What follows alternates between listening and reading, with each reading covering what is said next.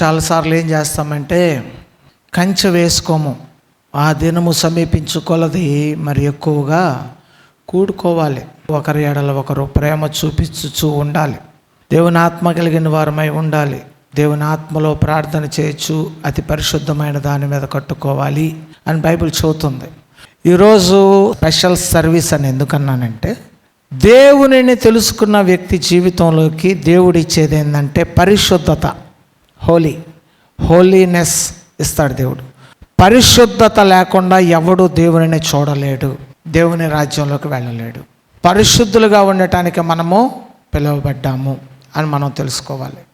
Holiness అనేది very important. Holi దేవుడు మనల్ని చాలాసార్లు మీరు పరిశుద్ధులుగా ఉండండి అని చెప్తున్నాడు.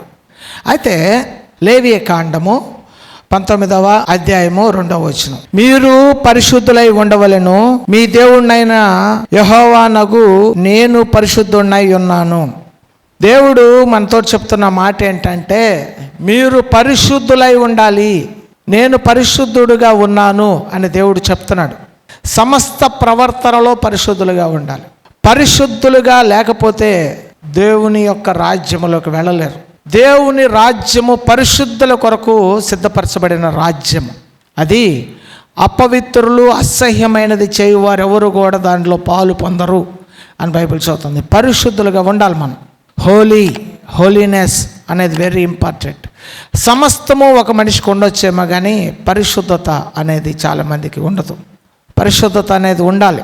దేవుడు ఏమంటున్నాడంటే, నేను పరిశుద్ధుడై ఉన్నాను కాబట్టి మనము కూడా పరిశుద్ధులై ఉండాలి. అన్ని విషయాల్లో పరిశుద్ధులై ఉండాలి.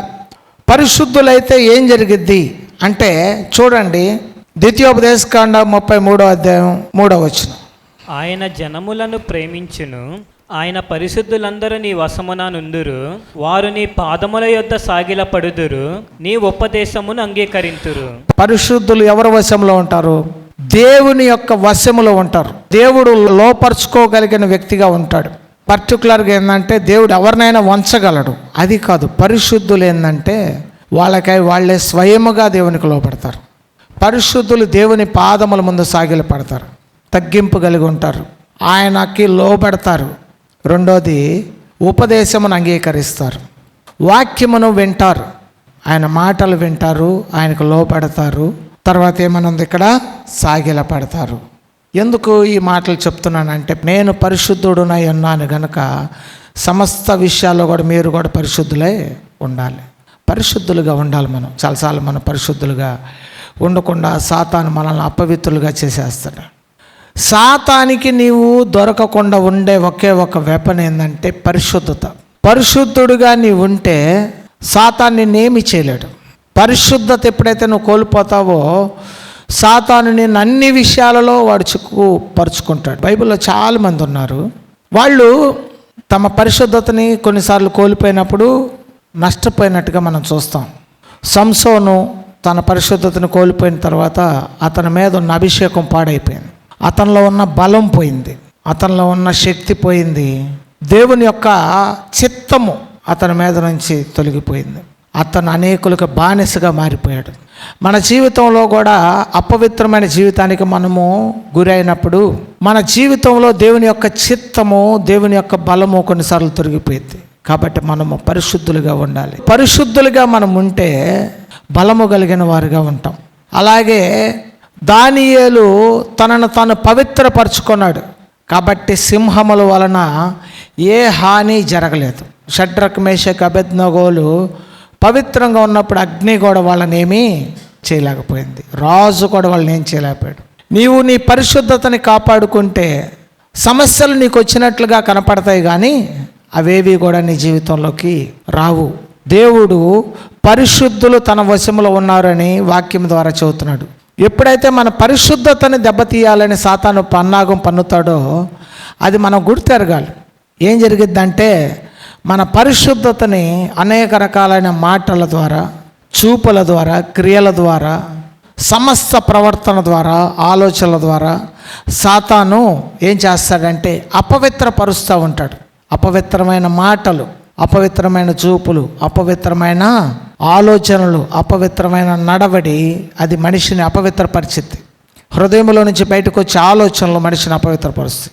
యథార్థమైన పరిశుద్ధమైన హృదయం కలిగిన వారుగా మనం ఉండాలి. కొంతమంది చాలా లోతుగా ఉంటారు, అవి మనిషిని నష్టం చేస్తాయి. అది సాతాను యొక్క గుహగా ఉండిద్ది. లోతైన ఆలోచన, చెడు హృదయాలు, అవి సాతాను నీ జీవితాన్ని పాడు చేయటానికి నీవు ఇచ్చిన దారి అని నువ్వు తెలుసుకోవాలి. ఒక మనిషిలోకి చెడు ఆలోచన వచ్చిందంటే ఆ మనిషిలోకి సాతాను వచ్చాడు అని మనం గుర్తెరగాలి. ఎందుకనంటే మన జీవితంలో సమస్త విషయాల్లో మనం పరిశుద్ధులుగా ఉండాలి. దేవునిని దేవదూతలు ఏమని పిలుస్తున్నారు అంటే ఇక్కడ చూడండి, ప్రకటన గ్రంథం 4:8. ఆ 4 జీవులలో ప్రతి జీవికి 6 రెక్కలుండెను. అవి చుట్టూను రెక్కల లోపటను కన్నులతో నిండి ఉన్నవి. అవి భూత వర్తమాన భవిష్యత్ కాలములలో ఉండు సర్వాధికారియు దేవుడు నగు ప్రభువు పరిశుద్ధుడు పరిశుద్ధుడు పరిశుద్ధుడు అని మానక రాత్రింబగళ్ళు చెప్పుచుండెను. దేవుని ముందున్న దేవదూతలు నిత్యము ఏమని చదువుతున్నాయి అంటే పరిశుద్ధుడు పరిశుద్ధుడు పరిశుద్ధుడు పరిశుద్ధుడు. ఆయన పరిశుద్ధుడు. నిత్యము ఆయన గురించి చెప్పేటప్పుడు ఏమని చదువుతున్నారంటే పరిశుద్ధుడు అని చెప్తున్నారు. ఆయనను ఆరాధించే మనము కూడా పరిశుద్ధులుగా ఉండాలని దేవుడు క్లియర్గా చెప్పేశాడు. సమస్త ప్రవర్తనలో మనం పరిశుద్ధులుగా ఉండాలి అని దేవుడు చెప్తున్నాడు. లేని ఎడల ఏమైందంటే సాతాను ఈ అంత్య దినాల్లో అనేకులను అపవిత్రులుగా చేస్తూ ఉన్నాడు. బలహీనులుగా, అపవిత్రమైన జీవితంలో, లేకపోతే దొంగలుగా, లోబులుగా, వ్యభిచారులుగా, దూషకులుగా, హింసకులుగా, చెడు క్రియలు చేసేవారుగా, అబద్ధములు చెప్పేవారుగా, మోసములు చేసేవారుగా, ధనము మీద ఆశ కలిగిన వారుగా ఈ లోకములో సాతాను అనేకుల్ని అనేక విషయాలలో అపవిత్రులుగా చేసేస్తున్నాడు. కానీ మనమంట ఏం చేయాలి? అన్ని విషయాల్లో పవిత్రులుగా ఉండాలి. ఎందుకనంటే గలతీయులు రాసిన పత్రిక 5వ అధ్యాయం 24వ వచనం, క్రీస్తు యేసు సంబంధులు శరీరమును దాని ఇచ్చలతోనూ దురాశలతోనూ సిలువ వేసి ఉన్నారు. క్రీస్తు యేసు సంబంధులం మనమందరము ఎవరమి? క్రీస్తు యేసు సంబంధులని ఎలా అంటారు? యేసని నేను నమ్మాను కదా అంటే సరిపోదు. క్రీస్తు యేసు సంబంధులు శరీరమును దాని ఇచ్చలతో దురాశలతోనూ సిలువ వేసేస్తారంట. ఈ శరీరానికి కొన్ని కోరికలు, ఇచ్చలు ఉంటాయి, ఉండవా? ఈ శరీరానికి ఉన్న కోరికలు, ఇచ్చలను, దురాశలని సిలువ వేసేస్తారంట. సిలువ కొట్టేస్తారు. సిలువ కొడితే ఇంక మళ్ళీ తిరిగి వచ్చిద్దా? సిలువకి కొట్టేసేయాలి. క్రీస్తు యేసు సంబంధులుగా మన హృదయంలో చాలామంది ఆ ఇచ్చ ఒకదాన్ని, ఒక్కొక్క ఇచ్చని సిలువ కొట్టకుండా తీసుకొచ్చేస్తూ ఉంటారు. దాన్ని మందిరాల్లోకి తెస్తారు, జీవితాల్లో తెస్తారు, కుటుంబాల్లో తెస్తారు. అది పరిశుద్ధులకు తగినది కాదు. ఎందుకంటే యోధా ఇస్కరియోతు జీవితంలో అతను ధనాపేక్షను సిలువేయలేకపోయాడు. సంసోను ఏమన్నాడు? వ్యభిచారం అనే పాపాన్ని సిలువేయలేకపోయాడు. ఎందుకనంటే చాలామంది ఉన్నారు, అబద్ధములాడే వాళ్ళు ఉన్నారు, తిరుగుబాటు చేసేవాళ్ళు ఉన్నారు, గర్వం కలిగిన వాళ్ళు ఉన్నారు. వాళ్ళు సిలువ వేయలేకపోతున్నారు. అన్ని విషయాలు వాటన్నిటిని పట్టుకొని మనం ఏం చేయాలి? సిలువేస్తే అది నీ కుటుంబానికి ఆశీర్వాదం, నీకు ఆశీర్వాదం. నీవు దేవుని వశములోకి వెళతావు. సాతాను నిన్ను ముట్టడానికి అవకాశం ఉండదు. నీవెప్పుడైతే ఆ యొక్క ఈ ఒక్కటే కదా అని నువ్వు వదిలిపెడతావో ఆ ఒక్కటి నీ జీవితంలో ఏమన్నాడు? ఈ వస్త్రము, బంగారు కమ్మి, ఈ 2 వస్తువులే కదా అని అనుకున్నాడు. అతని కుటుంబం మొత్తము, ఆకాను కుటుంబము శపించబడింది. మన హృదయములో కొన్నిసార్లు అబద్ధము, మోసము, హృదయములో ఉన్న చెడు, వీటినన్నిటినీ తీసుకొని మనం ఏం చేస్తామంటే దేవుని ముందు కూడా వచ్చి అబద్ధం ఆడే పరిస్థితి ఉండేది. పరిశుద్ధాత్మకు భయపడం, దేవునికి భయపడాలి, దేవునికి సాగిలపడాలి. పరిశుద్ధుడైన దేవునికి పరిశుద్ధులు సాగిలపడతారు. పరిశుద్ధులకు గుర్తు ఏంటంటే దేవునికి భయపడతారు, దేవుని పరిశుద్ధతకు విలువిస్తారు, దేవుని మాటలు, దేవుని ఉపదేశానికి విలువిస్తారు. మనం చాలాసార్లు మన జీవితంలో ఏం చేస్తామంటే లోక సంబంధమైన వ్యక్తులను చూసి వాళ్ళు చేయగలేంది మనం చేస్తే ఏమైంది అని అనుకుంటాం. కాదు. ఏమంటున్నాడంటే క్రీస్తు యేసు సంబంధులు శరీరమును దాని ఇచ్చలతోనూ దురాశలతోనూ సిలువ వేస్తారు యేసు నామములో మీ జీవితంలో ఉన్న ఆ యొక్క చెడు ఆలోచనలన్నీ సిలువ వేయబడును గాక. చెడు ఆలోచనలు వాటిని సిలువ వేసేసేయాలి. వెళ్ళిపో సాతానా, నా వెనక్కి వెళ్ళిపో అని చెప్పాలి. మనం దాన్ని గద్దించాలి. దేవునికి లోబడిన పరిశుద్ధుడు చేసే పని ఏంటో తెలుసా? సాతానుని గద్దిస్తాడు, వాడు వారి యొద్ద నుంచి పారిపోతాడు. నువ్వు దేవునికి లోబడితే పరిశుద్ధుడిగా ఉంటావు. సాతాను నీ జీవితంలో పని చేయటం కాదు, కానీ సాతానుని గద్దించే శక్తి దేవునికి ఇస్తాడు. సాతానా వెళ్ళు అనగానే వాడు నీ జీవితంలో నుంచి, నీ కుటుంబంలో నుంచి, నీ సరిహద్దులలో నుంచి వాడు వెళ్ళిపోతాడు.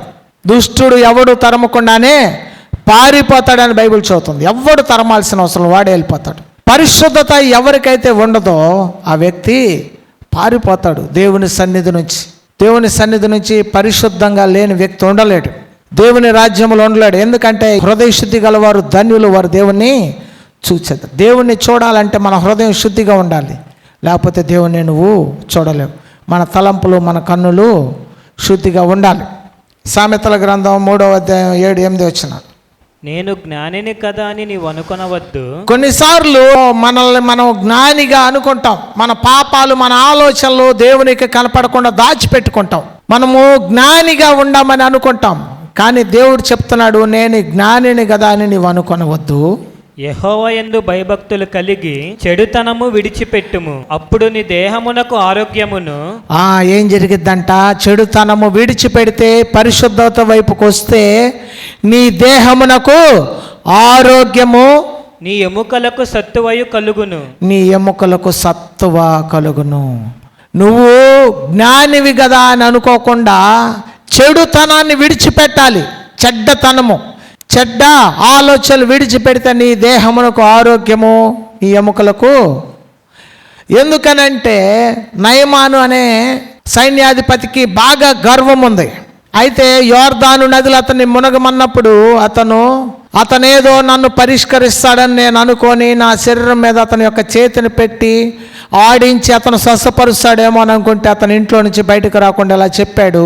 అంతకంటే మంచి నదులు మా దేశంలో ఉన్నాయని అతను వెళుతున్నప్పుడు అతను దాసుడు చెప్పాడు, అయ్యా అతన్ని నేనేం అడగలేదు కదా అని చెప్పినప్పుడు అతని గర్వాన్ని తగ్గించుకున్నాడు. అతనికి స్వస్థతని దేవుడు ఇచ్చాడు. చిన్న పిల్లవాడి దేహం వలె అతని దేహం అయింది. క్రీస్తు పరిశుద్ధుడు. అందుకే అంటాడు సాతాను ఒకసారి, గెరాసీల దేశమునకు యేసు ప్రభువారు అడుగుపెట్టినప్పుడు, సర్వోన్నతుడైన దేవుని కుమారుడా, నీకు మాతో ఏమి పని? సాతాను ఏడుస్తున్నాడు. నీవు అడుగుపెట్టిన ప్రతి స్థలములో సాతాను ఏడుస్తాడు. ఎందువలన? నీ పరిశుద్ధ జీవితాన్ని బట్టి సాతాను ఏడుస్తాడు. క్రీస్తుని హృదయంలో జీవించినప్పుడు, నీ సరిహద్దులలో నీవు అడుగు పెట్టినప్పుడు సాతాను ఆ ప్రాంతం నుంచి పారిపోతాడు. సర్వోన్నతుడైన దేవుని కుమారుడిగా నీవు ఉండాలి. అతను తన గర్వాన్ని, నయమాన్ని విడిచిపెట్టినప్పుడు ఏం జరిగిందంట? చిన్న పిల్లవాని దేహం వలె మనము కూడా మన హృదయంలో ఉన్న గర్వాన్ని విడిచిపెట్టాలి. మన హృదయంలో ఉన్న చెడ్డ ఆలోచనలు విడిచిపెట్టాలి. మన హృదయంలో ఉన్న చెడు తలంపులను విడిచిపెట్టాలి. ఓకే, చెడ్డ చూపులను విడిచిపెట్టాలి. కానీ ఒక అతను వదిలిపెట్టుకున్నాడు, కానీ ఇంకొక అతను తెచ్చుకున్నాడు పోయి. అతను వాటి మీద ఆశ పెట్టుకున్నాడు. అప్పుడు ఏమైందంటే అతనికి, అతని ఇంటి వారికి యొక్క కుష్టు వచ్చిందని రాస్తుంది. ఒక వ్యక్తి తన గర్వాన్ని విడిచిపెట్టాడు, ఇంకొక వ్యక్తి తన ధనాపేక్షను పెంచుకున్నాడు. నీ జీవితంలో పరిశుద్ధుడిగా నీ ఉన్నప్పుడు అనేకులకు ఆశీర్వాదకరంగా మారుతావు. ఎలీషా అంటాడు, భూములు, పొలములు, ఏమంటాడు, అంజూరపు తోటలు, దాసులు, దాసీలు సంపాదించుకొనుటకు ఇది సమయమా అంటాడు. అనేకులకు స్వస్థపరిచే శక్తి దేవుడు మనకిచ్చినప్పుడు మనము భూములు, ఆస్తులు సంపాదించుకునే దానికి మనం ఎందుకు పాకులాడాల్సిన అవసరం ఉంది అని ఎలీషా గెహాజీతో అంటున్నాడు. ఎందుకనంటే మన జీవితంలో మనము పాకులాడుతూ ఉంటాం. ఆ విషయాల్లో మనం పరిశుద్ధులుగా ఉండాలి. బైబిల్ ఏం చెబుతుందంటే సమస్త విషయాల్లో నీవు పరిశుద్ధుడిగా ఉండాలి. మనము దేవుని సన్నిధిలో అడగాలి, పరిశుద్ధత కలిగి ఉండాలి. మన పరిశుద్ధతను మనము కాపాడుకోవాలి అని వాక్యం సెలవిస్తుంది. 1 పేతురు 1:14-16 వరకు. చదువు. నేను పరిశుద్ధుడనై ఉన్నాను గనుక మీరును పరిశుద్ధులై ఇందుడని వ్రాయబడి ఉన్నది. కాగా మీరు విధేయులకు పిల్లలై, మీరు విధేయులైన పిల్లలు అవ్వాలి. పరిశుద్ధులంటే ఎలా ఉండాలి అని మరలా ఎక్స్ప్లెనేషన్ ఇస్తున్నాడు, వివరిస్తున్నాడు. పరిశుద్ధులు అవ్వాలంటే ఏంటంటే విధేయులైన పిల్లలు, విధేయులుగా ఉంటారు.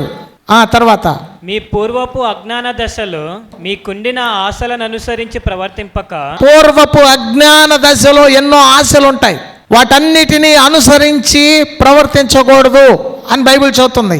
మిమ్మును పిలిచిన వాడు పరిశుద్ధుడై ఉన్న ప్రకారము మీరును సమస్త ప్రవర్తన యందు ఏంటంట, మీరును సమస్త ప్రవర్తన, టోటల్ గా ఏ విషయంలోనైనా సరే అన్ని విషయాలలో నీ ప్రవర్తన పరిశుద్ధంగా ఉండాలి. ఓకేనా?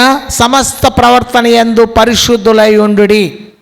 టోటల్గా ప్రతి ప్రవర్తనలో మనం ఎలా ఉండాలంట, పరిశుద్ధులుగా ఉండాలి. ఎందుకు నేను వాళ్ళు చెప్తున్నానంటే స్పెషల్, పరిశుద్ధత అనేది స్పెషల్, పరిశుద్ధులకు మాత్రమే. అది ఏంటంట, పరిశుద్ధులకు తగినది, అది పరిశుద్ధులుగా ఉండాలి. మనం పూర్వం అజ్ఞాన దశలో ఉన్నప్పుడు ఏం జరిగింది, ప్రతిదీ మనము కోరుకుంటాం. నీ పొరుగు అనేది ఆశించి ఉంటాం, నీ పొరుగు అని సమస్తాన్ని కోరుకొని ఉంటావు, నువ్వేదో దురాశలు పెట్టుకొని ఉంటావు.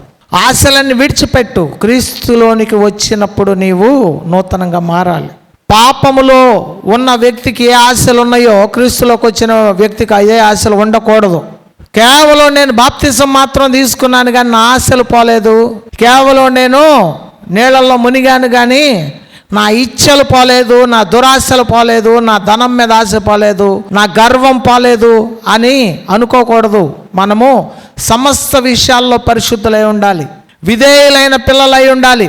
గతంలో ఏవో ఆలోచనలు ఉంటాయి, వాటన్నిటిని నువ్వు విడిచిపెట్టాలి, వాటన్నిటిని వదిలిపెట్టాలి. చాలామంది గతంలో నీకు ఇలా ఉంది కదా అంటారు. ఎప్పుడైనా గుర్తుపెట్టుకో, దేవుడు పరిశుద్ధులుగా ఉండటానికి మనల్ని పిలిచాడు. పరిశుద్ధులు దేవునితో సమయాన్ని గడుపుతారు. ఒక వ్యక్తి పరిశుద్ధతను ఎలా కాపాడుకుంటాడంటే దేవుని పరిశుద్ధాత్మలో కట్టుకుంటాడు. ఇక్కడ చూడండి, యోధా రాసిన పత్రిక 1:20, ప్రియులారా మీరు విశ్వసించు అతి పరిశుద్ధమైన దాని మీద మిమ్మును మీరు కట్టుకొనొచ్చు. అతి పరిశుద్ధమైనది మనము విశ్వసిస్తున్నది, అతి పరిశుద్ధమైనది. ఎవరిని విశ్వసిస్తున్నాం? ప్రభు అయిన యేసుక్రీస్తుని. యేసుక్రీస్తు యందు విశ్వాసం ఉంచుతున్నాము. ఆయన గురించి మనకు ఒక విషయం తెలియాలి. ఏంటో తెలుసా? అతి పరిశుద్ధమైనది, పరిశుద్ధమైనది కూడా కాదు, అతి పరిశుద్ధమైన దాని మీద మిమ్మల్ని మీరు కట్టుకోవాలి. ఇప్పుడు ఇనుముతోటే ఏం చేయాలి? వెల్డింగ్ చేయగలుగుతాం. ప్లాస్టిక్ తోటి చేయగలుగుతామా? ఎందుకని? సిమెంట్ తోటే కలిపి కట్టగలుగుతాం కానీ లేకుండా ఇనుముతోటి కలిపి కట్టగలుగుతామా? ఎందుకనంటే ఆ రెండు కలిసి అతుక్కో. ఓకేనా? దానిదే కొంత సపోర్ట్గా పెడతారేమో కానీ రెండు కలిపి అతికిచ్చి ఒకదాన్ని సగం నుంచి ఇంకోటి రావాలంటే రాదు. అలాగే మనము ఆయన పరిశుద్ధుడిగా ఉన్నాడు కాబట్టి మనము పరిశుద్ధతలో ఉంటేనే ఆయనలో అంటు కట్టబడతాము. ఒక చెత్త కర్ర తీసుకొని వచ్చి మనము బంగారంతో కలిపి మంచి ఆభరణం చేయాలంటే అవుతుందా? అవ్వదు. ఎందుకని? దాని నేచర్ వేరు, దీని నేచర్ వేరు. అది అగ్నితో మండించినప్పుడు అది కాలదు, ఇది కలిపేది. అలాగే అతి పరిశుద్ధమైన క్రీస్తుతో పాటు నీవు నేను అంటు కట్టబడాలంటే అతి పరిశుద్ధమైన జీవితంలోకి మనము కూడా వెళ్ళాలి. అప్పుడే మనము అంటు కట్టబడతాం. అంటు కట్టబడటం అంటే చాలామంది నేను విశ్వసించిన దానితో పాటు మనము అతి పరిశుద్ధులుగా దేవుని సన్నిధిలో మనల్ని మనం ఎంచుకోవాలి. మన దురాశలు, ఇచ్చలు, ఆలోచనలు అన్నిటినీ సిలువ వేయాలి, మన శరీర సంబంధమైన దాన్ని. తర్వాత పరిశుద్ధాత్మలో ప్రార్థన చేయొచ్చు. పరిశుద్ధాత్మలో ప్రార్థన చేయాలి. ప్రార్థన కొంతమంది ఏం చేస్తారు, పరిశుద్ధాత్మలో చేయటం రాదు. ఎవరికైనా చెప్తే చికాకు పడతా ఉంటారు. వాళ్ళు చేస్తున్న ప్రార్థన ఆత్మ సంబంధమైన ప్రార్థనగా ఉండదు. పరిశుద్ధాత్మలో ప్రార్థన చేయాలి. తర్వాత నిత్య జీవార్థమైన మన ప్రభువుకు యేసుక్రీస్తు కనికరము కొరకు కనిపెట్టుచు దేవుని ప్రేమలో నిలిచినట్లు కాచుకొని ఉండుడి. యేసయ్య కనికరం ఏంటంటే నిత్య జీవంలోకి వెళ్ళిపోతాం. నీ మీద ఒకసారి దేవుడు కనికర పడ్డాడంటే ఏమని రాస్తుంది? నిత్య జీవార్థమైన ప్రభు అయిన యేసు క్రీస్తు కనికరము కొరకు కనిపెట్టాలి. ఆయన కనికర పడ్డాడంటే నిత్య జీవార్థంలో అయినా దాంట్లోకి వెళ్ళిపోతాం. తర్వాత దేవుని ప్రేమలో నిలిచి ఉండునట్లు కాచుకొనుడి. దేవుని ప్రేమలో నిలిచి ఉండాలి. చాలా మందిలో దేవుని ప్రేమ ఉండదు. పెదవులలో ప్రభు ఉంటాడు కానీ హృదయములో దేవుని ప్రేమ ఉండదు. దేవుని ప్రేమలో నిలిచి ఉండునట్లు కాచుకోవాలి. మన జీవితంలో మొదట ఉన్న ప్రేమ మర్చిపోతాం. ఫస్ట్ మనకు దేవుడి మీద మంచి ప్రేమ ఉంటుంది, చిన్నగా ఆవిరైపోతూ ఉంటుంది. ఎందుకు? సాతాను వచ్చి ఏం చేస్తాడంట, దురాశలలోకి తీసుకొని వెళ్ళి మన లోపలికి కోపం, ద్వేషం అన్నీ తీసుకొస్తే సాతానికి నీవు బానిసగా మారిపోతావు, నరకానికి పాత్రుడై వ్యక్తినిగా ఉంటావు. అలా ఉండకూడదు. బైబిల్ ఏం చెబుతుందంటే దేవుని ప్రేమలో ఉండునట్లు నీవు కాచుకొని ఉండాలి, కాపాడుకోవాలి. దేవుని ప్రేమని ఏమన్నా నేను మర్చిపోయాను. మనము దేవుని ప్రేమని చూపించాలి. ఇంత నష్టం చేశారు కదా, ఇంత ఇచ్చేశారు కదా, కానీ దేవుని ప్రేమలో నిలబడాలి. మనము లోకములో ఉన్న వాళ్ళలాగా ప్రవర్తించడానికి వీల్లేదు. దేవుని ప్రేమలో నిలబడినట్లు కాచుకోవాలి. దేవుని ప్రేమ ఉందా నా హృదయంలో అని మనల్ని మనము అనుదినము పరీక్షించుకోవాలి. దేవుని మనసుందా, పరిశుద్ధుల మనసుందా అని మనల్ని మనము పరీక్షించుకోవాలి. పరిశుద్ధులకి ఏం మనసు ఉండిద్ది చూడండి, కొలస్సీ 3:12. కాగా దేవుని చేత ఏర్పరచబడిన వారును పరిశుద్ధులను ప్రియులైన వారికి తగినట్లు. దేవుని చేత ఏర్పరచబడిన వారంట. పరిశుద్ధులు అంటే ఎవరు? దేవుని చేత ఏర్పరచబడిన వారు. దేవుని చేత ఏర్పరచబడిన వారును వాళ్ళకి ఏం పేర్లు ఉన్నాయో చూడండి, పరిశుద్ధులను ప్రియులు. దేవునికి వాళ్ళు ఏందంట, దేవుడు ఒక మనిషిని ఏర్పరచుకుంటే అతడు పరిశుద్ధుడు అవుతాడు, ప్రియుడు అవుతాడు. మీరు జాలిగల మనస్సును, జాలి కలిగిన మనస్సు. పరిశుద్ధులకి ఏం మనస్సు ఉండిద్దంట, జాలి కలిగిన మనస్సు, దయాళత్వమును, వినయమును, సాత్వికమును, దీర్ఘశాంతమును ధరించుకొనుడి. దీర్ఘశాంతాన్ని మనము ధరించుకోవాలి. పరిశుద్ధులకు తగిన మనసు అది. మనం పరిశుద్ధుల్లో ఉన్నామా? పరిశుద్ధుల మనసు ఉందా మనలో? పరిశుద్ధులు ఏముందంట, వినయము, దయాళత్వము, సాత్వికము, దీర్ఘశాంతము, జాలి కలిగిన మనస్సు. ఎవడైనా తనకు హాని చేశానని అనుకొనిన ఎడల ఒకరినొకడు సహించుచు ఒకరినొకడు క్షమించుడి. ప్రభు మిమ్మును క్షమించిన లాగున మీరును క్షమించుడి. వీటన్నిటికీ పైన పరిపూర్ణతకు అనుబంధమైన ప్రేమను ధరించుకోండి. క్షమించండి, దేవుని ప్రేమని ధరించుకోండి. ఈ రోజుల్లో ఈ మాటలు అసలు ప్రజలకు నచ్చవు. ఈ మాటలు నచ్చుతాయా? బాగా ద్వేషము. లోకమంతా కూడా ద్వేషంతో సాతాను నింపేశాడు. కానీ దేవుడు ప్రేమ అనే ఆయుధంతో సాతానుని భూమి మొత్తాన్ని జయించాడు. తెలుసా మీకు? యేసు ప్రభు ఖడ్గం పట్టుకోలేదు, ప్రేమనే పట్టుకున్నాడు. ఏం చేశాడు? భూమి మొత్తము జయించేశాడు. ఎందుకనంటే పరిశుద్ధులకు తగిన మనసు. ఆయన్ని అనేకులు ఏమన్నారు, దూషిస్తున్నప్పుడు, కొరడాలతో కొడుతున్నప్పుడు, సిలువ వేస్తున్నప్పుడు, తండ్రి వీరేమి చేస్తున్నారో వీరు ఎరగరని చెప్పగలిగిన పరిశుద్ధమైన మనస్సు. అతి పరిశుద్ధుడు ఆయన. పరిశుద్ధుడు పరిశుద్ధుడు పరిశుద్ధుడు అని దేవునికి పేరు. ఆ యేసు ప్రభు వారు మనల్ని క్షమించినట్లుగా మనము కూడా క్షమించాలి, ప్రేమ చూపించాలి, పరిశుద్ధులుగా ఉండాలి. చాలామంది పరిశుద్ధత యొక్క విలువ తెలియదు. క్రిస్టియానిటీలో ఈ రోజులో కనుమరుగైపోతున్న విధానం ఏంటంటే పరిశుద్ధతకి వాల్యూ లేదు. హోలీనెస్ అనేది ఈ రోజుల్లో క్రైస్తవ సంఘాల్లో కనుమరుగైపోయింది. పరిశుద్ధత అనేది కాపాడుకోవట్లేదు. పరిశుద్ధత లేకుండా ఎవరు దేవుణ్ణి చూడలేడయ్యా, ఎవ్వరు చూడలేరు. హృదయ శుద్ధి గలవారు ధనిలో వారు దేవుని చూస్తారు. నీకెంత వాక్యం వచ్చినా సరే, నువ్వెంత మంచి ప్రార్థన కలిగిన వ్యక్తివైనా సరే, నీవెంత ఏమంటారు కృపావరములు కలిగిన వ్యక్తివైనా సరే, పరిశుద్ధత లేకపోతే అక్రమము చేయువారులారా మీరెవరో నేను ఎరగను వెళ్ళండి అంటాడు దేవుడు. యేసయ్య నామాన్ని బట్టి స్వస్థత జరిగింది, యేసయ్య నామాన్ని బట్టి అద్భుతాలు జరిగినాయి, యేసయ్య నామాన్ని బట్టి ఆస్తులు వచ్చినాయి. అవి కాదు. యేసు ప్రభువు నామములో రక్షణ రావాలి. నీకు క్రీస్తు రక్షణ రావాలి, పరిశుద్ధత రావాలి. అది రాకపోతే నీకు ఏమీ లేనట్టే, సమస్తము కోల్పోయిన వ్యక్తిగా నువ్వు మిగిలిపోతావు. అది గుర్తుపెట్టుకోవాలి. పరిశుద్ధత. చాలామంది సమాధానం ఉండదు వాళ్ళ హృదయాలలో. ఇక్కడ దాని కింద ఏమనుంది?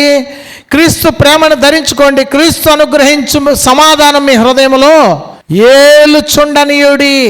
యేసు ప్రభువు సమాధానం ఇస్తాడు మన హృదయాల్లో, అది ఏలుతా ఉండాలి, సమాధానముగా ఉండాలి. ఒకరోజంట సాధు సుందర్ సింగ్ ట్రైన్లో వెళుతూ ఉన్నాడు. ట్రైన్ చాలా రష్గా ఉంది. అతను బైబిల్ చదువుకుంటున్నాడు, తర్వాత ప్రార్థన చేసుకుంటుంటే ఆ పక్కన ఉన్న వ్యక్తి అంత గొడవలో ఇతను బైబిల్ చదువుతున్నాడు. ఇతనికి కాన్సన్ట్రేషన్ ఎలా ఉంటుంది అంటే, ఇక్కడ ఏమని రాస్తుందంటే, ఏమన్నాడు, క్రీస్తు యేసు అనుగ్రహించు సమాధానం మీ హృదయంలో ఏలుచుండనేది. అంత గొడవలో కూడా నాకు దేవుని వాక్యం తప్పితే ఇంకేమీ వినపడట్లేదు అని చెప్పాడంట సాధు సుందర్ సింగ్. ఆ జర్నీ మొత్తంలో అతను బైబిల్ చదువుకుంటానే ఉన్నాడు, ఎంతో గొడవ జరుగుతున్నా కానీ. మనమైతే కొన్నిసార్లు చికాకు పడిపోతూ ఉంటాం. నేను కూడా చాలాసార్లు నా మనసుని కుదటపరుచుకోవాలనుకుంటూ ఉంటాను. మన చిన్న విషయం అయితేనే మన హృదయంలో సమాధానం చెదిరిపోతూ ఉండదు. మనం ఏం చేయాలంట, క్రీస్తు యేసు అనుగ్రహించు సమాధానము మన హృదయంలో ఎలా ఉండాలి, ఏలుతూ ఉండాలి. అంత రష్లో కూడా అతను ప్రశాంతంగా బైబిల్ చదివి ప్రశాంతంగా ప్రార్థన చేసుకుంటున్నాడంట. మనమైతే ఏం చేస్తాం, వాళ్ళని అరుస్తాం, వీళ్ళని అరుస్తాం. ఓకే, దేవుని సన్నిధిలో గొడవ చేసే వాళ్ళని గద్దించడంలో తప్పులేదు, కానీ మన హృదయంలో సమాధానాన్ని పోగొట్టుకోకూడదు. మన హృదయంలో నెమ్మది గాయాలు చేసుకోకూడదు. ఓకే, అది మనము తెలుసుకోవాలి. ఓకే, దేవుడు మనల్ని ఏం చేశాడంటే రాజులుగా పెట్టాడు, యాజకులుగా పెట్టాడు. 1 పేతురు 2:9. అయితే మీరు చీకటిలో నుండి ఆశ్చర్యకరమైన తన వెలుగులోనికి మిమ్మును పిలిచిన వాని గుణాతిశయములను ప్రచురము చేయు నిమిత్తము ఏర్పరచబడిన వంశమును, రాజులైన యాజక సమూహమును, పరిశుద్ధ జనమును, దేవుని సొత్తైన ప్రజలునై ఉన్నారు. చాలు. ఏందంట, పరిశుద్ధ జనం అంటే ఏంది అర్థం, రాజులైన యాజక సమూహము, దేవుని సొత్తైన ప్రజలు అని అర్థం. దేవుని సొత్తు. పరిశుద్ధంగా నీ జీవిస్తే ఎవరి సొత్తు? నువ్వు దేవుని సొత్తు. యాజకుడిగా నువ్వు ఉంటావు, రాజుగా నువ్వు ఉంటావు. ఒక మనిషి విషయంలో యాజకుడు అంటే ఏందో తెలుసా? ఒక మనిషి విషయంలో నిలబడి నువ్వు ప్రార్థన చేస్తే అతనికి దేవునికి మధ్యలో నువ్వు యాజకుడిగా ఉంటావు. మన ప్రధాన యాజకుడు ఎవరో తెలుసా? యేసు ప్రభు. మనము యాజకులు మాత్రమే, కానీ ఆయన ప్రధాన యాజకుడు. మనల్ని యాజకులుగా చేశాడు దేవుడు. మన పాపాలు కూడా యేసు ప్రభు వారు యాజకత్వం చేసి బలిగా తనను తాను అర్పించుకొని మన పాపాలని కడిగేశాడు. ఓకేనా? రాజులైన యాజక సమూహము, దేవుని సొత్తు అయిన ప్రజలు. యాజకత్వం. నీవు ప్రార్థన చేసినప్పుడు, ఒక మనిషి పక్షాన నీవు యాజకత్వం చేసినప్పుడు దేవుడు వింటాడు. యాజకత్వం చేసినప్పుడు ఏం చేస్తాడు దేవుడు? అయ్యా, నేను నీ పాదాలు పట్టుకొని అడుగుతున్నాను, నా బిడ్డను స్వస్థపరిచయ్యా అంటే, నిన్ను బట్టి దేవుడు ఏందంట, యేసయ్య రక్తాన్ని నీవు వాడటం వలన ఆ వ్యక్తిని దేవుడు స్వస్థపరుస్తాడు. ఎందుకంటే అది మన యొక్క గొప్ప కాదు, కానీ యేసుక్రీస్తు యందు విశ్వాసం ఉంచటం వల్ల మన పాపములు కడగబడి మనం నీతిమంతులుగాను పరిశుద్ధులుగాను తీర్చబడ్డాము అని మనల్ని మనము తెలుసుకోవాలి. ఓకే, ఇక్కడ ఏమంటున్నాడంటే, పరిశుద్ధులుగా ఉన్న వాళ్ళు ఏం చేయాలంట? దీన మనసు కలిగి ఉండాలి. యెషయా గ్రంథం 57:15.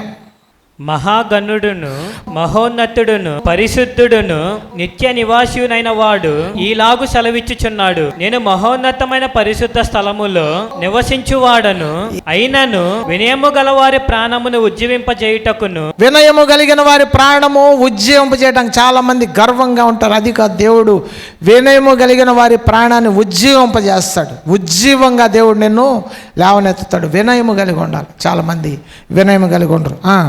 నలిగిన వారి ప్రాణమును ఉజ్జీవింపజేయుటకును వినయము గల వారి యొద్దను, దీన మనసు గల వారి యొద్దను నివసించుచున్నాను. పరిశుద్ధుడు అయిన దేవుడు ఎక్కడ నివసిస్తాడంట? వినయముగా ఉన్న వాళ్ళ దగ్గర, దీన మనసు కలిగిన వారి దగ్గర నివసిస్తాడు. మన హృదయాలలో మనము పరిశుద్ధత కలిగిన మనసు ఉండాలి, దీన మనసు కలిగి ఉండాలి, జాలి కలిగిన మనసు ఉండాలి, ప్రేమ కలిగి క్షమించే మనసు ఉండాలి. అక్కడ ఎవరు ఉంటారంటే పరిశుద్ధుడు అయిన యేసు ప్రభు ఉంటాడు. పరిశుద్ధాత్మ దేవుడు మన మధ్యలో సంచరిస్తాడు అని ఇక్కడ వాక్యం సెలవిస్తుంది. వాళ్ళు ఏం చేస్తారు? కీర్తన 99:9. మన దేవుడైన యెహోవా పరిశుద్ధుడు, మన దేవుడైన యెహోవాను గణపరచుడి, ఆయన పరిశుద్ధ పర్వతము ఎదుట సాగిలపడుడి. దేవుని గణపరచాలి. చాలా మంది పరిశుద్ధులుగా ఉండాము అని అనుకునే వాళ్ళు దేవుని గణపరచరు. దేవుడు చేసిన మేళ్ళు చెప్పరు. ఎందుకు ఎవరన్నా నన్ను ఏమన్నా అనుకుంటారేమో అని అనుకుంటారు. కానీ మనం ఏం చేయాలంట, దేవుణ్ణి ఘనపరచాలి. పరిశుద్ధులు ఘనపరుస్తారు దేవుణ్ణి. చాలామంది దేవుడు చేసిన కార్యము నిమిత్తం సాక్ష్యం చెప్పమంటే ఏం చేస్తారు, ఘనపరుస్తారా? అమ్మో వద్దయ్యా నేను చెప్పను. పరిశుద్ధులుగా ఉన్న వాళ్ళు ఎవరో, పరిశుద్ధులు కాని వారు ఎవరో మనకు అర్థమైపోయింది. ఎందుకని? పరిశుద్ధులు దేవునిని ఘనపరుస్తారు, పరిశుద్ధులు కాని వారు ప్రభువుని వాడుకొని వెళ్ళిపోతారు. 10 మంది కుష్టు రోగులు ఉంటే ఒక్కడే వచ్చాడంట, దేవుణ్ణి ఘనపరచుచు స్తుతించుచు కృతజ్ఞతాస్తుతులు చెల్లిస్తూ వచ్చాడంట. పరిశుద్ధుడు అని అర్థం. పరిశుద్ధులు ఏం చేస్తారు, దేవుడు చేసిన మేలుని ఘనపరుస్తూ మళ్ళీ తిరిగి వస్తారు. భక్తిహీనులైతే ఏం చేస్తారు, ఆ సమస్య అయిపోయింది ఘనపరచడం వదిలిపెట్టి మళ్ళీ ఏడుస్తూ వస్తారు. ఏంటంటే అది అయిపోయింది, ఇంకొక సమస్య వచ్చింది, దాని గురించి చెప్పంటారు. మనం పరిశుద్ధులమా భక్తిహీనులమా అని మనల్ని మనము పరిశీలించుకోవాలి. తర్వాత చూడండి, హెబ్రీయులకు రాసిన పత్రిక 12వ అధ్యాయం 14వ వచనం. అందరితో సమాధానమును పరిశుద్ధతయు కలిగి ఉండుటకు ప్రయత్నించుడి. పరిశుద్ధతయు కలిగి ఉండుటకు ప్రయత్నించుడు. అందరితో సమాధానం కలిగి ఉండాలంట. అందరితో ఏముండాలి, సమాధానం కలిగి ఉండాలి. సమాధానం కలిగి ఉండమంటే వాళ్ళు చేసే తాగుబోతు చేష్టాల్లో నువ్వు కూడా ఉండమనా, గొడవలు పెట్టుకోవద్దని, తగాదాలు పెట్టుకోవద్దని. అంతేగాని అందరితో సమాధానంగా ఉండమన్నాడు కదని ప్రతి లోక సంబంధించిన వ్యక్తులతో పోయి స్నేహం చేయమని కాదు. సమాధానం వేరు, స్నేహం వేరు. ఈ లోక స్నేహం దేవునితో వైరం. సమాధానం అంటే పరిశుద్ధతగా ఉండటం కోసం నీ మనసులో ఎక్కడ కూడా వాళ్ళ మీద బాధ పెట్టుకోవద్దు అని దాని అర్థం. ఏమంటున్నాడు చూడండి, పరిశుద్ధత లేకుండా ఎవడును ప్రభువును చూడడు. పరిశుద్ధత లేకుండా ఎవడు ప్రభువుని చూడడు. తెలుసా, ఇందా నుంచి నేను అదే చెప్తున్నాను. పరిశుద్ధత లేకుండా నువ్వు దేవుణ్ణి చూడలేవు. ఎవరిని చూస్తావు? చెడ్డ కళలు చూస్తావు, చెడ్డ క్రియలు చూస్తావు, చెడ్డ సంబంధించిన ఇవే చూస్తావు. పరిశుద్ధత ఉంటే ఏం చూస్తావు? దేవునిని చూస్తావు, దేవుని దర్శనాలు చూస్తావు, దేవుని ఆత్మచేత నింపబడతావు, దేవుని యొక్క ప్రవచనాలు, దేవుని యొక్క స్వరం వింటావు, దేవుని యొక్క మాటలు వింటావు. చాలామంది వాళ్ళ హృదయంలో పరిశుద్ధతను కోల్పోవటమే కాకుండా నీతోటి దేవుడు ఇలా మాట్లాడా, అబద్ధ ప్రవక్త ఏమో గమనిస్తూ ఉండండి అంటారు. హృదయ శుద్ధి గలవాడే ప్రభువుని చూస్తాడు, ప్రభు స్వరం వింటాడు. ఆయన మాట్లాడే దేవుడు. ఎవరైనా ప్రభు నాతోటి మాట్లాడట్లేదు అంటే అతను హృదయం శుద్ధిగా లేదని అర్థం. హృదయం శుద్ధిగా ఉంటే నీతోటి ఖచ్చితంగా దేవుడు మాట్లాడతాడు. ఆయన ఒక వస్తువు కాదు, ఆయన జీవాధిపతి, జీవం కలిగిన వాడు, నిన్న నేడు ఒకే రీతిగా ఉన్నవాడు. ఆయన మాట్లాడేవాడు, ఆయనకు మొరపెట్టు వారికి ఉత్తరం ఇచ్చేవాడు. కాబట్టి నీవు పరిశుద్ధతని కలిగి ఉన్నప్పుడు దేవుడు నీకు దర్శనమిస్తాడు, స్వరము ద్వారా దేవుడు మాట్లాడతాడు. అందరితో సమాధానము కలిగి ఉండుడి. పరిశుద్ధత లేకుండా ఎవడు దేవుని చూడలేడు. ఓకేనా? ఇక్కడ చూడండి, 1 తెస్సలోనిక 4:3. మీరు పరిశుద్ధులగుటయే. మీరు పరిశుద్ధులగుటయే. కొంతమంది ఏమంటారంటే నా ఎడల దేవుని చిత్తం ఏంటో చెప్పండి అంటారు. చదువు. అనగా మీరు జారత్వమునకు దూరముగా ఉండుటయే దేవుని చిత్తము. పరిశుద్ధులుగా ఉండటం. కొంతమంది ఏమంటారు, దేవునికి నా మీద ఉన్న ప్రణాళిక ఏంటో నాకు అర్థం కావట్లేదు బ్రదర్, నా గురించి ప్రార్థన చేసి దేవుని చిత్తం ఏందో చెప్పండి అంటారు. దేవుని చిత్తం ఏంటి చెప్పండి? నువ్వు పరిశుద్ధంగా ఉండటమే దేవుడి చిత్తం. అది నువ్వు మర్చిపోతున్నావు. పరిశుద్ధులుగా ఉండుటయే దేవుని చిత్తము. మీరు జారత్వమునకు దూరంగా ఉండుటయే దేవుని చిత్తము. ప్రతివాడు ఏందంట, జారత్వానికి దూరంగా ఉండటం, చెడు క్రియలకు దూరంగా ఉండటం దేవుని చిత్తం. తర్వాత చూడండి, మీలో ప్రతివాడును దేవుని ఎరుగని అన్యజనుల వలె కామాభిలాషయందు కాక పరిశుద్ధత యందును ఘనత యందును తన తన ఘటమును ఎట్లు కాపాడుకొనవలెనో అది ఎరిగి ఉండటయే దేవుని చిత్తము. పరిశుద్ధతలో తన ఘటమును కాపాడుకోవటం ఏంటో, తన యొక్క శరీరమును కాపాడుకోవటం ఏంటో తెలిసి ఉండటమే దేవుని చిత్తం. పరిశుద్ధులుగా ఉండుటకే దేవుడు మనల్ని పిలిచెను కానీ అపవిత్రులుగా ఉండుటకు పిలవలేదు. దేవుడు మనల్ని దేనికి పిలిచాడు? పరిశుద్ధులుగా ఉండటానికి పిలిచాడు. మనల్ని అందరినీ పిలిచాడు. ఏమంటున్నాడు? ప్రయాసపడి భారము మోయుచున్న సమస్త జనులారా నా యొద్దకు రండి, నేను మీకు విశ్రాంతి కలగజేస్తానని యేసు ప్రభువారు ఎందుకు పిలిచాడు? పాపం అనే ప్రతి భారము నుంచి దేవుడు మనల్ని పరిశుద్ధపరచటానికి, ఆ భారమును తొలగించటానికి దేవుడు ఏం చేశాడంట? మనల్ని పిలిచాడు. ఎవరిని పిలిచాడో, ఎవరిని ఏర్పరచుకున్నాడో వారిని నీతిమంతులుగా తీర్చాడు, మహిమపరిచాడు అని బైబిల్ చెబుతుంది. అలాగే సంఖ్యాకాండంలో ఒక మాట ఉండిద్ది, సంఖ్యాకాండం 16:7. అప్పుడు యెహోవా ఏ మనుషుని ఏర్పరచుకొనునో వాడే పరిశుద్ధుడు. దేవుడు ఎవరిని ఏర్పరచుకుంటాడో వాడే పరిశుద్ధుడు. మీరు ఏర్పరచబడిన వంశమును, రాజులైన యాజక సమూహం అని ఇందా చదివాం కదా. మనల్ని పరిశుద్ధులుగానే దేవుడు పిలిచాడు. మనం అనుకుంటామో మనల్ని పిలవలేదేమో అనుకుంటాం. మనము యేసయ్య సహవాసానికి దేవుడు మనల్ని పిలిచాడు. పిలిచిన దేవుడు మనల్ని పరిశుద్ధులుగా ఉండమంటున్నాడు. తర్వాత ఏమంటున్నాడంటే, ఎవరిని ఏర్పరచుకుంటాడో అతను పరిశుద్ధుడంట. కొంతమంది వచ్చి మోషేని అంటున్నారు, నీవెవరివి మాకు చెప్పటానికి అంటున్నప్పుడు, నీవు నరహంతకుడివి కదా, నీవు మాకు చెప్పేదేంటి అన్నప్పుడు మోషే అంటున్నాడు కోరాహు కుమారులతోటి, అయ్యా దేవుడు ఎవరిని ఏర్పరచుకుంటాడో వాడే పరిశుద్ధుడు. దేవుడు ఏర్పరచుకుంటే మనం పరిశుద్ధులు అవుతాం. మనకై మనం పరిశుద్ధులుగా అవలేమని తెలుసుకోవాలి. యేసుక్రీస్తు రక్తము ద్వారా, దేవుని ద్వారా క్షమించబడిన వ్యక్తి మాత్రమే పరిశుద్ధుడు అవుతాడు. కానీ మనకై మనము నీతిమంతులుగా ఉంటే మనము పరిశుద్ధులు అవ్వం. క్రీస్తు రక్తము కిందకు రావాలి. మనం క్రీస్తు రక్తము ద్వారా కడగబడాలి. క్రీస్తు యొక్క రక్తము ద్వారా మన ప్రతి పాపమును కడగాలి. మన పాపం నిమిత్తం యేసయ్య పరిశుద్ధ రక్తాన్ని మన కోసం చిందించి, మన పాపమంతా క్రీస్తు తీసుకొని పాప శరీరముగా చనిపోయి పరిశుద్ధమైన శరీరముగా 3వ దినాన క్రీస్తు తిరిగి లేచాడు. అది మనం తెలుసుకోవాలి. కొలస్సీలు రాసిన పత్రిక 1:27. అన్యజనులలో ఈ మర్మము యొక్క మహిమైశ్వర్యము ఎట్టిదో అది అనగా మీ అందున్న క్రీస్తు మహిమ నిరీక్షణ అయి ఉన్నాడను సంగతిని దేవుడు తన పరిశుద్ధులకు తెలియపరచకోరి ఇప్పుడు ఆ మర్మమును వారికి బయలుపరిచెను. ప్రతి మనుష్యుని క్రీస్తునను సంపూర్ణునిగా చేసి ఆయన ఎదుట నిలవబెట్టవలెనని సమస్త విధములైన జ్ఞానముతో మేము ప్రతి మనుషునికి బుద్ధి చెప్పుచు, ప్రతి మనుషునికి బోధించుచు ఆయనను ప్రకటించుచున్నాము. ఇక్కడేమన్నాడంటే, ప్రతి మనుషుని క్రీస్తుతో ఏం చేస్తాడంట? సంపూర్ణునిగా చేయాలనే ఉద్దేశమే ఈ సువార్త ఉద్దేశం. క్రీస్తు ముందు నిలబెట్టాలనే ఉద్దేశమే. కాబట్టి క్రీస్తు రక్తం ద్వారా కడగబడ్డాము అని మనము తెలుసుకోవాలి. ఎందుకనంటే దేవుడు పరిశుద్ధుడు. లూకాసు వార్త చూడండి 4:34.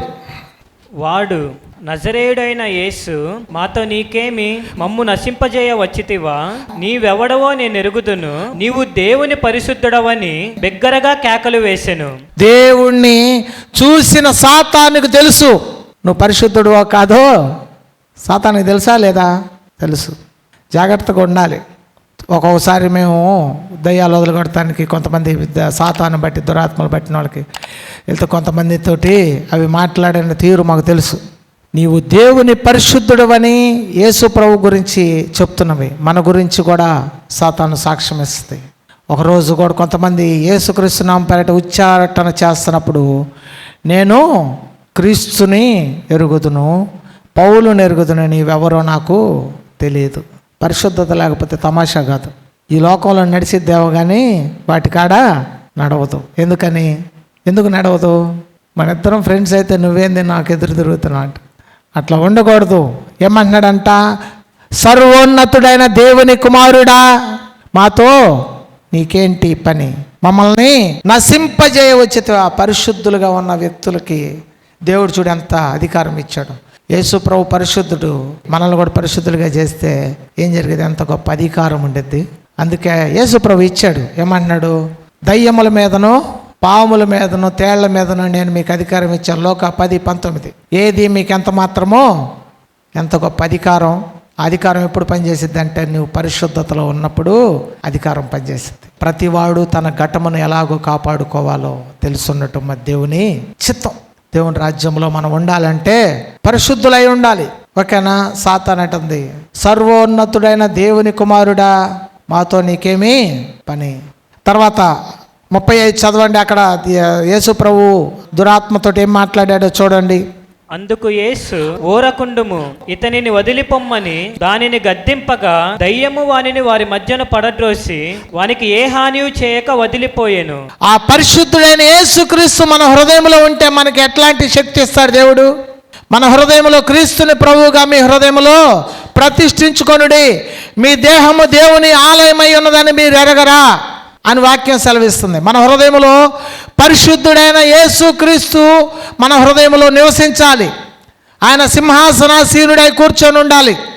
అప్పుడు ఏం జరిగిద్దంటే యేసు ప్రభువారు ఆ దురాత్మ పట్టిన వాడిని గద్దింపగా అది వానిని ఏ హాని చేయకుండా వదిలేసి వెళ్ళిపోయింది. అందుకందరూ విస్మయం ఉంది, ఇది ఎట్టి మాట, ఈయన అధికారంతోనూ బలముతోనూ అపవిత్రాత్మలకు ఆజ్ఞాపింపగానే అవి వదిలిపోవచ్చున్నవని ఒకరితో ఒకడు చెప్పుకొనిరి. అధికారము బలముతోటి వెళ్ళిపోతని అనుకొని ఒకళ్ళతో ఒకళ్ళు చెప్పుకున్నారు. యేసయ్య మాత్రమే అలా చేయలేదు. యేసయ్య మనకు ఒకటి ఇచ్చాడు. ఏంటి? అధికారం ఇచ్చాడు. ఏమంటున్నాడు ఇక్కడ చూడండి, లూకాసు వార్త 10వ అధ్యాయం 19.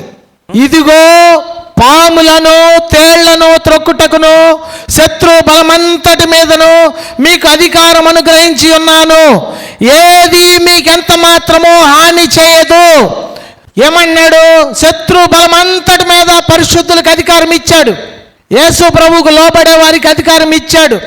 ఎందరైతే ఆయనకు సాగిలపడి, ఎందరైతే ఆయన యందు విశ్వాసం ఉంచి తమ యొక్క శరీరము యొక్క ఇచ్చలు ఆశలు దురాశలు సిలువేశారో వారందరికి కూడా క్రీస్తు రక్తంతో కడగబట్టడానికి దేవుడు అధికారం ఇచ్చాడు. పాప క్షమాపణ పొంది వారు క్రీస్తుతో పాటు అధికారము కలిగిన వారిగా దేవుడు వారిని చేశాడు. ఆయన శిష్యులుగా చేశాడు. ఏమంటున్నాడు? నా యందు విశ్వాసం ఉంచిన వాడు నాతో కంటే గొప్ప క్రియలు చేస్తాడని యేసయ్య చెప్పాడు. ఎంత గొప్ప అధికారం ఇచ్చాడు దేవుడు మనకి. చాలా మందికి నచ్చవు ఈ మాటలు.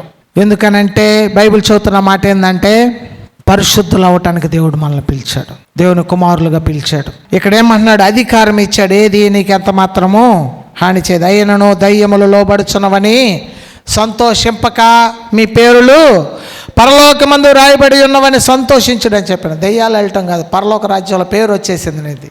పరిశుద్ధత కలిగి నువ్వు జీవిస్తే పరలోకమందు జీవ గ్రంథమందు, నేను మొన్న చెప్పే ప్రకటన గ్రంథం, జీవ గ్రంథము, గొర్రెపిల్ల గ్రంథము, అయితే వాటిలో పేరు రాస్తాడంట.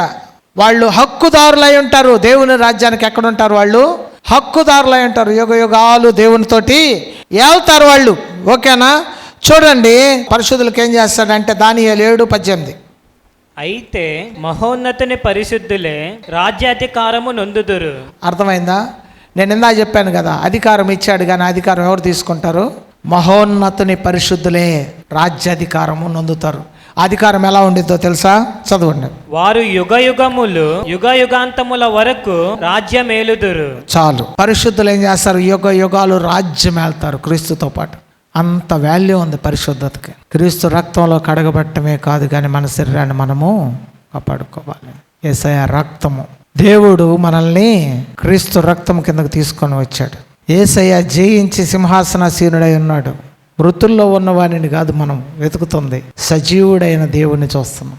కొంతమంది యేసయ్యని మృతుల్లో వెతుకుతారు, ఆయన మృతుల్లో లేడు, ఆయన సజీవుడైపోయాడు. పరిశుద్ధమైన రక్తంగా మార్చబడింది ఆయన రక్తం. ఆ రక్తము మనం ఏం చేస్తాము? తీసుకోవాలి. యుగ యుగాలు మనము వెళ్తాము. తర్వాత ఇక్కడేమనుంది? ప్రకటన 20:6. ఈ మొదటి పునరుద్ధానములో పాలుగలవారు ధన్యులను పరిశుద్ధులనై ఉందురు. పరిశుద్ధులనై ఉందురు. మొదటి పునరుద్ధానములో పాలు పొందేవాళ్ళు పరిశుద్ధులు, మరలా తిరిగి లేచేవాళ్ళు. తర్వాత ఇట్టి వారి మీద రెండవ మరణమునకు అధికారము లేదు. రెండవ మరణం అంటే ఏందో తెలుసా? అగ్నిగుండము. రెండవ మరణం మీద అధికారం లేదు. వీరు దేవునికిని క్రీస్తుకును యాజకులై క్రీస్తుతో కూడా 1000 సంవత్సరములు రాజ్యము చేదురు. రెండవ మరణం మీద అధికారం ఉండదు, పునరుద్ధానం కలిగి ఉంటారు. రెండవ మరణం ఏంటంటే 14వ వచనం, మరణమును మృతుల లోకమును అగ్నిగుండములో పడవేయబడను. ఈ అగ్నిగుండము రెండవ మరణము. ఒకవేళ ఈ లోకంలో చనిపోతారేమో కానీ ఇంకొక లోకములో పునరుద్ధానము కలిగిన వారై క్రీస్తుతో పాటు 1000 ఏండ్లు ఏళ్తారు. రెండవ మరణానికి ఈ పరిశుద్ధుల మీద అధికారం ఉండదు అని బైబిల్ చదువుతుంది. తర్వాత చదవండి. ఎవని పేరైనను జీవ గ్రంథమందు వ్రాయబడినట్టు కనబడని ఎడల జీవ గ్రంథమందు వ్రాయబడినట్టు కనబడని ఎడల వాడు అగ్నిగుండములో పడవేయబడేను. వాడు అగ్నిగుండములో పడవేయబడతాడు. తెలుసా, జీవ గ్రంథంలో ఉండాలి. పరిశుద్ధుల పేర్లు జీవ గ్రంథంలో రాయబడతాయి. మన పేర్లు ఉన్నాయా పేర్లు? ఆధార్ కార్డులో లేకపోతే పని మానుకొని సెలవు పెట్టుకొని ఆధార్ కార్డులో పేరు ఎక్కలేదు, రేషన్ కార్డులో ఎక్కలేదు, పనులు మానుకొని తిరుగుతున్నారు కదా. మీకు రేషన్ కార్డులో తప్పు పడింది, సర్టిఫికేట్లో తప్పు పడింది అని తిరుగుతున్నారు కదా. జీవ గ్రంథంలో పేరుందా? జీవ గ్రంథమందు పేరు లేనివాడు అగ్నిగుండములో వేయబడతాడు. ఏది ఇంపార్టెంట్? ఈ లోకము శాశ్వతమైనది కాదు. ఈ లోకంలో నీకు ఏదైనా ఒకవేళ ఒక విషయంలో నీకు పేరు రాకపోతే నువ్వు బాధపడాల్సిన అవసరం లేదు. అయ్యో నాకు డిఎస్సి సెలక్షన్లో పేరు రాలేదు, ఏమంటారు ఎంప్లాయ్మెంట్లో పేరు రాలేదు, లాస్ట్లో ఏమంటారు ఎగ్జామ్లో ఏమంటారు క్వాలిఫై అయిన దాంట్లో ర్యాంక్ రాలేదు, దాని విషయంలో నువ్వు ఏడొస్తున్నావేమో. నిజంగా నువ్వు ఏడవలసిన విషయం ఏందైనా ఉంది అంటే, జీవ గ్రంథమందు నీ పేరు రాయబడని ఎడల వాడు అగ్నిగుండములో వేయబడతాడు. ఎంతకాలం వేయబడతాడు? యుగ యుగములో వేయబడతాడు. ఎంతమంది పరీక్షించుకుంటున్నారు? ప్రార్థన చేసుకోవాలి. అయ్యా నా పేరుందా, నాకు చూపించాయా ఒకసారి అని అడగాలి. పరిశుద్ధులు అధికారం పొంది యుగ యుగాలు ఉంటారంట. పరిశుద్ధత కలిగి ఉంటే నీ పేరు రాయబడిద్ది, నా పేరు రాయబడిద్ది. పరిశుద్ధత ఎలా వచ్చిద్ది చూడండి. ప్రకటనల గ్రంథం 21వ అధ్యాయం 27వ వచనం. గొర్రెపిల్ల యొక్క జీవ గ్రంథమందు వ్రాయబడిన వారే దానిలో ప్రవేశింతురు గాని నిషిద్ధమైనదైనను అసహ్యమైనదైనను అబద్ధమైన దానిని జరిగించువాడైనను దానిలో ప్రవేశింపడు. గొర్రెపిల్ల యొక్క జీవ గ్రంథము, గొర్రెపిల్ల రక్తములో తమ వస్త్రములు ఉదుక్కున్నవారు అని అర్థం. గొర్రెపిల్ల రక్తములో తమ పాపములు కడుగుకొని పాప క్షమాపణ నొందిన వారు అని అర్థం. గొర్రెపిల్ల రక్తములో తమ వస్త్రములు తెలుపు చేసుకున్నవారు అని అర్థం. ఇక్కడ రాసిన మాట చూడండి, ఏమనుందంటే ప్రకటన గ్రంథం 7:9 ఏమన్నాడంటే, అటు తర్వాత నేను చూడగా ఇదిగో ప్రతి జనములో నుండి, ప్రతి వంశములో నుండి, ప్రజలలో నుండి, ఆయా భాషలు మాట్లాడు వారిలో నుండి వచ్చి ఎవడనూ లెక్కింపజాలని ఒక గొప్ప సమూహము కనబడెను. వారు తెల్లని వస్త్రములు ధరించుకున్న వారై ఖర్జూరపు మట్టలు చేత పట్టుకొని సింహాసనం ఎదుటను గొర్రెపిల్ల ఎదుటను నిలబడి సింహాసనాసీనుడైన మా దేవునికి గొర్రెపిల్లకును మా రక్షణకైనా స్తోత్రమని మహాశబ్దంతో ఎలుగెత్తి చెప్పిరి. అయితే అక్కడున్న వాళ్ళ విషయంలో అడుగుతున్నాడు. ఏమన్నాడంటే 13వ వచనం, పెద్దలలో ఒకడు తెల్లని వస్త్రములు ధరించుకొని ఉన్న వీరెవరు, ఎక్కడి నుంచి వచ్చేది అని నన్ను అడిగాను. అక్కడేమనుంది? ప్రతి జనము, ప్రతి భాష, ప్రతి దేశములో ఉన్నారు. అయితే అతడు అయ్యా వీరు మహాశ్రమలలో నుంచి వచ్చిన వారు అని చెప్తున్నాడు. వారు గొర్రెపిల్ల రక్తంలో తమ వస్త్రములు ఉదుక్కొని తెలుపు చేసుకున్నారు అంటున్నాడు. గొర్రెపిల్ల జీవ గ్రంథం అంటే అర్థం ఏంటంటే, గొర్రెపిల్ల రక్తములో మన యొక్క వస్త్రములు అంటే మన క్రియలు ఏమన్నాడు? మురికి గుడ్ల వలె ఉన్నవి. మన క్రియలను మనము గొర్రెపిల్ల రక్తములో శుద్ధి చేసుకున్నప్పుడు అవి తెల్లని వస్త్రాలుగా మారుతాయి. అప్పుడు వారందరూ ఏమన్నారంట? తెల్లని వస్త్రములు ధరించుకున్నవారు. అందువలన వారు దేవుని సింహాసనము ఎదుట ఉండి రాత్రింబగళ్ళు ఆయన ఆలయములో ఆయన సేవించుచున్నారు. సింహాసనాసీనుడైన వాడు తానే తన గుడారము వారి మీద కప్పును. వారికి ఇక మేట ఆకలి దాహమైనను ఉండదు, సూర్యుని ఎండైనను ఏ వడగాలి అయిన వారికి తగలదు. ఏలయనగా సింహాసన మధ్యమందుండు గొర్రెపిల్ల వారికి కాపరి అయి జీవ జలముల బుగ్గ యుద్ధకు వారిని నడిపించును. దేవుడే వారి కన్నుల నుండి ప్రతి బాష్ప బిందువు తుడిచివేయును. గొర్రెపిల్ల రక్తములో మనం కడిగినప్పుడు ఏమైందంటే, మన వస్త్రములు మన జీవితాన్ని కడుక్కొని మనము పాప క్షమాపణ పొందినప్పుడు ఏం జరిగిద్దంటే ఆయన పరిశుద్ధ సింహాసనం ఎదుట మనము నిలబడతాము. ఇక్కడ ఎందుకు ఇవన్నీ నేను చెప్తున్నానంటే, ఇక్కడ చూడండి, దీని మీద ఒక మాట రాస్తుంది. ప్రకటన 13:10 ఎవడైనాను చెరపట్టవల్లని ఎడల వాడు చెరలోని పోను, ఎవడైనాను ఖడ్గము చేత చంపిన ఎడల వాడు ఖడ్గము చేత చెప్పబడను వల్లను. ఈ విషయంలో పరిశుద్ధుల ఓర్పు విశ్వాసం కనబడను. పరిశుద్ధులకు ఓర్పును దేవుడు చూస్తాడు. కొన్నిసార్లు చాలా శ్రమలు కూడా వస్తాయి. అయితే ఇందులో పరిశుద్ధుల ఓర్పు విశ్వాసము కూడా దేవుడు చూస్తాడు అని మనము తెలుసుకోవాలి. పరిశుద్ధులు అనగానే అన్ని విషయాల్లో మనం ఏముండాలంట? చెప్పిన ప్రతి విషయాలు మనం జ్ఞాపకం చేసుకుంటే పరిశుద్ధులు యుగ యుగాలు ఆయనతో పాటు రాజ్యము చేస్తారు.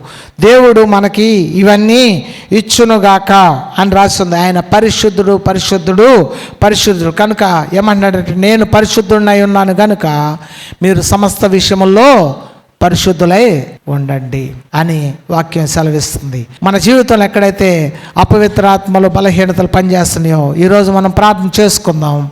దేవుడు మన జీవితంలో మేలు చేయనుగాక. ఓ చిన్న ప్రార్థన చేసుకుందాం. మహాగణుడా, జీవం కలిగిన తండ్రి, మీ పరిశుద్ధ నామానికి వేల కొలది కృతజ్ఞతాస్తుతులు. ఎందరైతే ఈ వాక్యం వింటున్నారో అయ్యా వారి జీవితంలో దేవ తండ్రి మీ పరిశుద్ధ ఆత్మ వెలుగును పంపండి. మీ రక్తం ద్వారా శుద్ధి చేయండి. మీ ఆత్మ ద్వారా కడగండి, శుద్ధి చేయండి. అయ్యా మీ ఆత్మ ద్వారా మీ బిడ్డల దేవ తండ్రి నాన్న కడగండి. ఏ బాధ దుఃఖం కన్నీరులో ఉన్నారో అయ్యా ప్రతి విషయంలో మీ బిడ్డలకి మీ యొక్క ఓర్పును దయచేసి, అవునయ్యా మీ యొక్క మంచి మనస్సును దయచేసి పరిశుద్ధమైన జీవితంలోకి నడిపించి మీ రాజ్యంలో నిలబడినట్లు కృప చూపించమని సహాయం చేయమని యేసు జీవంగల నామంలో ఎందరైతే అనారోగ్యంలో బలహీనతలో ఉన్నారో వారికి యేసు నామంలో స్వస్థత దయచేయమని కృప చూపించమని యేసు జీవంగల నామంలో అడిగి వేడుకున్నాం తండ్రి. Amen, amen, amen. Thank you. వందనాలు.